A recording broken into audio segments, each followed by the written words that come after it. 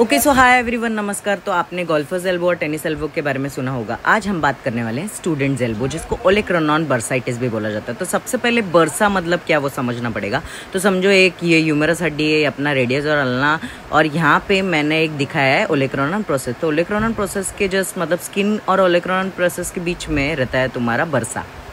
तो ऐसा नहीं है कि बर्सा यहाँ पे ये है, बॉडी के बहुत सारे अलग अलग जॉइंट्स में, साइनोवियल जॉइंट्स में साइनोवियल बर्से प्रेजेंट रहते हैं।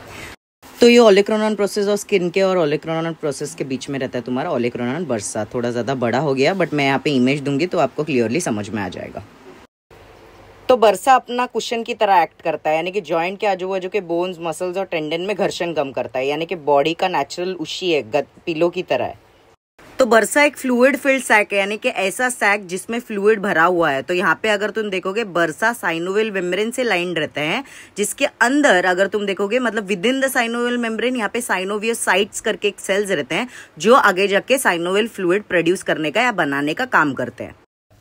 तो ओलेक्रोनॉन बर्साइटिस में होता यह है कि ओलेक्रोनॉन प्रोसेस से जुड़ा हुआ जो बर्सा है उसमें इन्फ्लेमेशन होना। तो आइटिस यानी कि ऐसा टर्म है जो इन्फ्लेमेशन से जुड़ा है। तो जब भी आइटिस सुनोगे, आइटिस यानी कि it is related to inflammation, इसीलिए ओलेक्रोनॉन प्रोसेस के बर्सा में इन्फ्लेमेशन हुआ, इसीलिए कंडीशन का नाम है ओलेक्रोनॉन बर्साइटिस। तो ये दिखने में बचपन में एक कार्टून होता था, पोपॉयज द सेलर मैन, वैसे दिखता है, इसीलिए इसको पोपॉयज एल्बो भी बोला जाता है। तो ये होता क्यों है? अगर इसके कॉजेस के बारे में बात करेंगे तो बहुत सारे कॉज है, बट एल्बो जॉइंट पे अगर एक्सेसिव लोड आए लीनिंग पोजीशन के टाइम पे, या अगर तुम देखोगे बहुत बार राइटिंग के टाइम पे, लिखने के टाइम पे एक्सेसिव राइटिंग अगर होता है, तो यहाँ पे माइक्रो मूवमेंट्स होते रहते हैं एल्बो जॉइंट में। ऐसे कारण की वजह से अगर बर्सा इरिटेटेड और इन्फ्लेम्ड होता है तो ऐसे सब कंडीशन होते हैं। तो व्हाइट बोर्ड में मैंने इसके बारे में इन्फॉर्मेशन दिया है, तो आप स्क्रीनशॉट लेके आफ्टर स्टडीज के लिए बाद में आपको पढ़ना है तब पढ़ सकते हो। और ऐसी इन्फॉर्मेशनल रील्स अगर आपको देखनी है तो मेरे I teach exercise science page को फॉलो करना भूलिए मत। चलो बाय।